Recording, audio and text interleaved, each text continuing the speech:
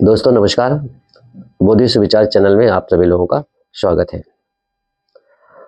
आज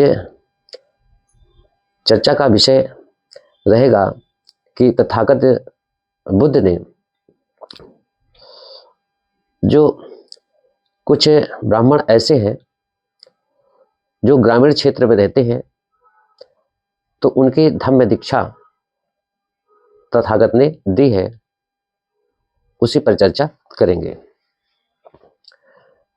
ये राजगृह के समीप जो राजा बिंबिसार थे, तो बिंबिसार वो की जो राजधानी बनाई थी वो राजगृह थी। तो राजगृह के समीप ही एक जो है गृद्धकूट पर्वत है। उस पर्वत के पीछे एक गांव है और उस गांव में 70 ब्राह्मण जो है रहते हैं। इन ब्राह्मणों को धर्म की दीक्षा देने के लिए तथागत बुद्ध ने निश्चय कर लिया था और इन्हें वो धम्म दीक्षा देना चाहते थे।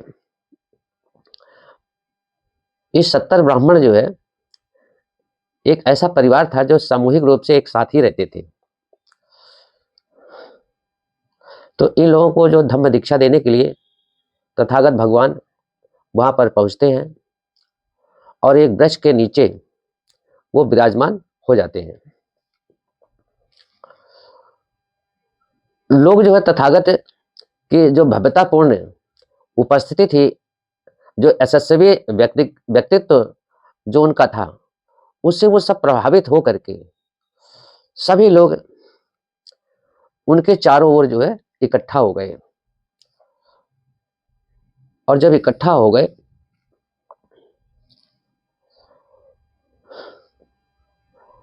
तो तथागत ने प्रश्न किया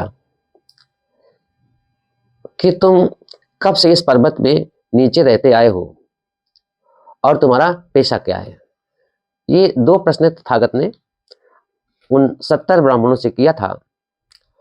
तो उन ब्राह्मणों ने उत्तर दिया कि पिछले जो 30 पीढ़ियां इसी पर्वत के पीछे रहते आई हैं और हमारा जो पेशा है वो पशुपालन का है। फिर तथागत उनसे पूछते हैं कि आपका जो धार्मिक विश्वास है उसके बारे में जब पूछा तो उन लोगों ने ये बताया कि हम ऋतु भेद, जो ऋतुएं होती हैं उसके भेद के अनुसार सूर्य, चंद्रमा, वरुण और अग्नि देवताओं की पूजा करते हैं।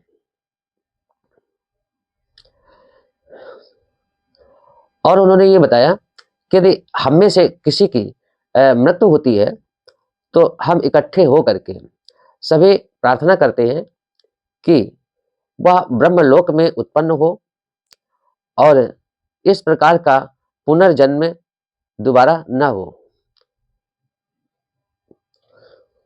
वो नहीं चाहते थे कि हमारा पुनर्जन्म फिर से हो। तो भगवान बुद्ध ने कहा यहां पर कि ये सुरक्षित मार्ग नहीं है। जिस तरह की आप लोगों की इच्छाएं हैं कि हम ब्रह्मलोक में जाएं, हमें पुनर्जन्म न लेना पड़े, तो इस तरह से के कार्यों से करने से आपकी इच्छाएं पूरी नहीं होंगी और ये मार्ग आपका जो सुरक्षित नहीं है। इससे तुम्हारा कल्याण नहीं हो सकता है। इसलिए सही मार्ग यही है कि आप मेरा अनुसरण करो, सच्चे श्रमण बन जाओ। पहले सच्चे श्रमण बनो और पूर्ण निज संयम का अभ्यास करके निर्माण को प्राप्त करो। और उन्होंने आगे ये शब्द कहे कि जो लोग सत्य को असत्य और असत्य को सत्य समझ बैठते हैं, ऐसे मिथ्या दृष्टि संपन्न लोगों की कभी भी सदगति नहीं होती है। क्योंकि जो सत्य को सत्य नहीं समझता है और असत्य को वो असत्य नहीं समझता है, तो उसका मतलब ये है कि उसकी जो सम्यक दृष्टि है वो नहीं है। क्योंकि जब तक सम्यक दृष्टि नहीं होगी, तो आप सही मार्ग का अनुसरण नहीं कर सकते हैं।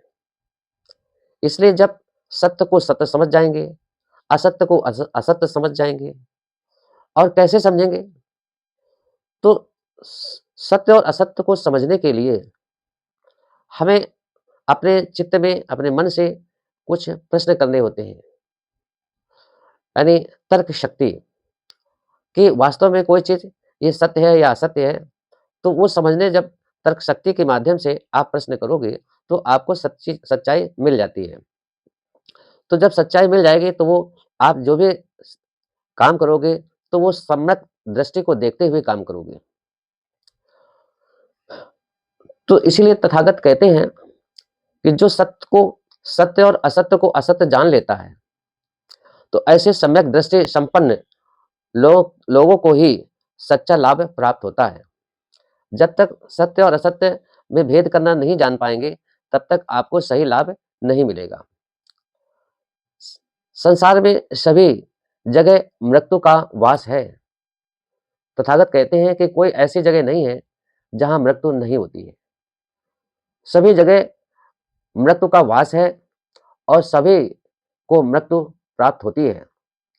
उससे कोई बच नहीं सकता है। इस सच्चाई को अच्छी तरह से समझ लेना चाहिए। अगर व्यक्ति इस सच्चाई को नहीं समझता है और असत्य समझ लेता है, असत्य मानता है, तो व्यभिचारी बन जाता है, अहंकारी बन जाता है। उसके दिमाग में ये होता है कि मुझे तो मरना ही नहीं है। लेकिन नहीं, वो मिथ्या दृष्टि में आता है। उसकी वो मिथ्या दृष्टि है और वो गलत मार्ग पे है। इसलिए मृत्यु उसको प्राप्त होनी ही होनी है। जो पैदा हुआ है, उसकी मृत्यु एक दिन सुनिश्चित है। और इसलिए जन्म मरण के बंधन से छुटकारा पाने की इच्छा करना, इसका स्वयं अभ्यास करना, ये सच्ची धम्म साधना है।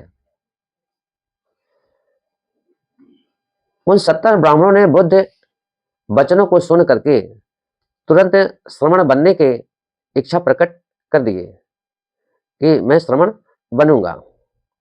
वे सच्चे श्रमण प्रतीत होने लगे। तब वे सब बिहार की ओर चल पड़े।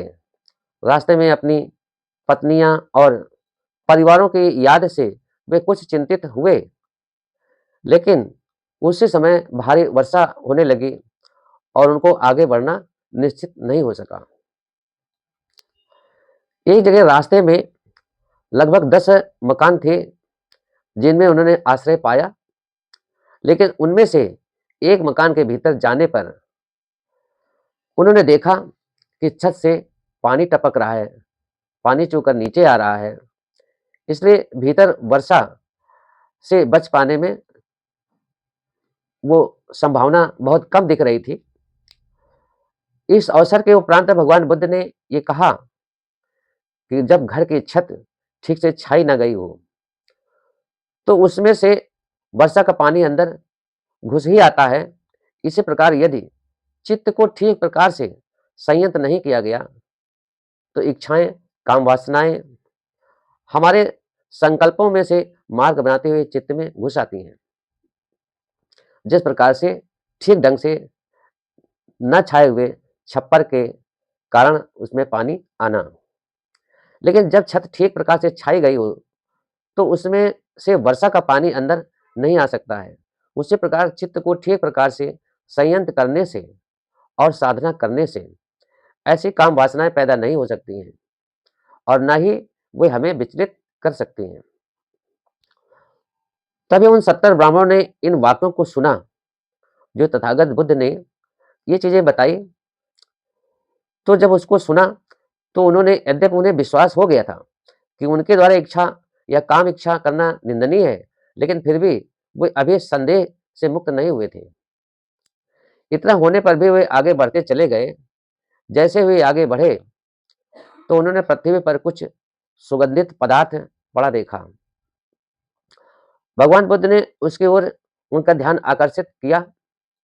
इसके बाद थोड़ी से ही दूर कुछ कूड़ा करकट पर पड़ा दिखाई दिया। बुद्ध ने उसकी दुर्गंध की ओर उनका ध्यान आकर्षित किया और उनसे कहा कि जो दो सीलों की संगति में रहता है, अरे दुष्ट लोगों की संगति में जो रहता है, वह उसी प्रकार का दुष्ट हो जाता है। और जैसे किसी दुर्गंध युक्त पदार्थ को ग्रहण करने वाला स्वयं दुर्गंध युक्त हो जाता है, उसके बाद निकृष्ट होता है और अकारण फिर द्रोशील व्यक्ति को होकर अकुशल कार्य करने में वो दक्ष हो जाता है। क्योंकि जैसे दुष्टता आएगी तो वो दुष्टता आने पर अकुशल कार्य करने में वो माहिर हो जाएगा, दक्ष हो जाएगा।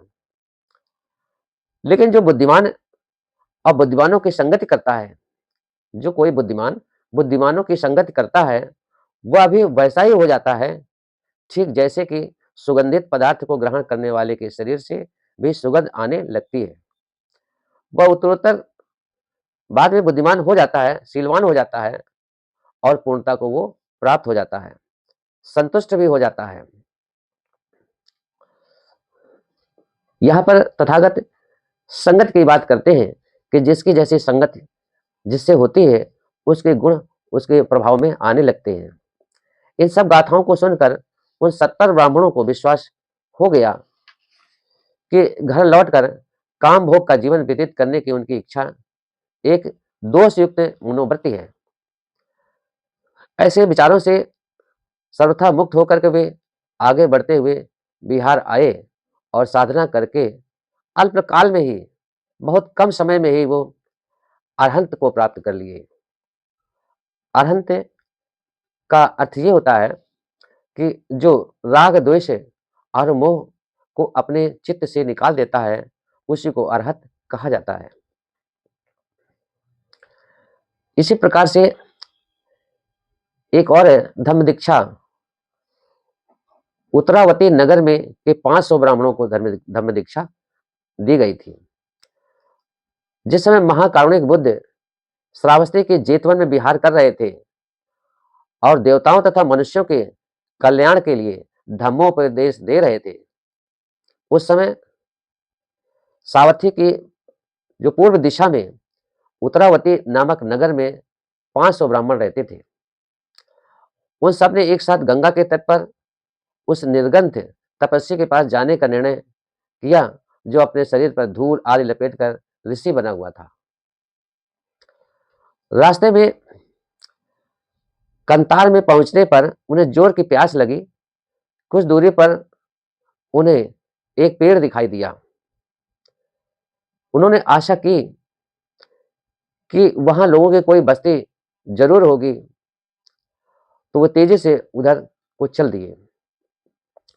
किंतु जब वे वहां पहुंचे तो वहां उन्हें न तो कोई बस्ती दिखाई दी और न ही कोई वहां पर आदमी उपस्थित दिखाई दिया। ये सब देख करके जोर जोर से विलाप करने लगे वो 500 ब्राह्मण। और अचानक उस वृक्ष के से उन्हें एक सत्व का स्वर सुनाई दिया। उसने पूछा, तुम क्यों विलाप कर रहे हो? लोगों द्वारा कारण बताने पर उस सत्व में उन्हें यथोशक्ति खाने पीने को दिया। आगे बढ़ने से पूर्व उन ब्राह्मणों ने उस सत्य से पूछा कि तुम्हारा पिछला इतिहास क्या है, जिससे कि तुम उस वृक्ष के पास रहते हो। तब उसने ये बताया कि जिस समय सुदत्त, जिसका नाम अनाथ पिंडक था, सुदत्त ने तथागत को जेतवन राम का दान दिया था। ये अनाथ पिंडक ने जेतवन को दान में दिया था भगवान बुद्ध को। उस समय वहां सारी रात धम्मोपदेश सुनता रहा था। लौटते समय जो पात्र वो पानी से भर कर ले गया था, उसने उसे भिक्षु संघ को दान में भी दे दिया था। दूसरे दिन प्रातःकाल घर लौटने पर मेरी पत्नी ने क्रोध से मुझसे पूछा कि ऐसा क्या अपराध हो गया है कि तुम सारी रात बाहर रहे हो? इस पर उसने उत्तर दिया कि वह गुस्से में नहीं था, बल्कि वह सारी रात जेतवन में तथागत बुद्ध का उपदेश सुन रहा था। ये सुनकर उसकी पत्नी ने तथागत को बेहिसाब गालियां देना आरंभ कर दिया और कहा कि ये गौतम तो एक पागल उपदेशक है और लोगों को धोखा दे करके ठगता है। उसके ऐसा बोलने पर भी सत्य ने बताया कि मैंने उसका विरोध नहीं किया। जब मुझे लगा कि मौत निकट है, मैं उसी कायरता के कारण इस वृक्ष के पास आ गया और यहीं तक सीमित होकर रह गया। तब उसने ये गाथा दोहराई कि यज्ञ यज्ञादि सभी दुख का कारण है, एक अस्थाई बोझ और चिंता के जनक है। चिंता से मुक्त होने के लिए और दुख का क्षय करने के लिए आदमी को बुद्ध के धम्म के सिद्धांतों को ही स्वीकार करना चाहिए और ऋषियों का सांसारिक धर्म से मुक्ति पा लेना चाहिए। ब्राह्मणों ने जब उसके वचन सुने तो उन्होंने सावथी जाने का निश्चय किया जहां बुद्ध विराजमान थे। वहां पहुंचकर तथागत को अपने आने का उद्देश्य बताया।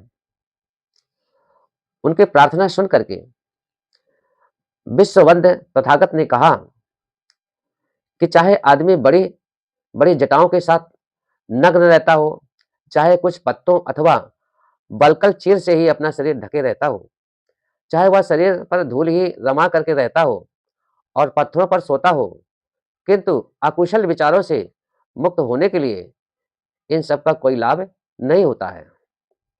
लेकिन जो न किसी से कलह करता है और न किसी की हत्या करता है, जो अग्नि से भी किसी का नाश नहीं करता है, जो किसी को पराजित करके और स्वयं विजयी भी नहीं होना चाहता है, जिसकी सभी के प्रति मैत्री भावना है, ऐसी स्थिति में द्वेष अथवा घृणा का कोई आधार नहीं रह जाता है। शांति प्राप्त करने के लिए या पूर्ण प्राप्त करने के लिए यज्ञ करना या वन देवताओं की बलि चढ़ाना अथवा परलोक में फल की कामना करने वाले आदमी की प्रसन्नता सत्य पुरुषों का सत्कार करने वाली प्राप्ति के चौथे हिस्से के भी बराबर है। जो साधारण और दूसरों के प्रति सम्मान की भावना रखता है, जो वृद्धों का आदर करता है, उसे चार प्रसन्नतापूर्ण परिणाम बाद में प्राप्त होते हैं: सौंदर्य, शक्ति, जीवन और शांति। अपने पति से ये सब सुनकर के पत्नी संतुष्ट हो गई। तो साथियों, आज का वीडियो हमारा यही समाप्त होता है।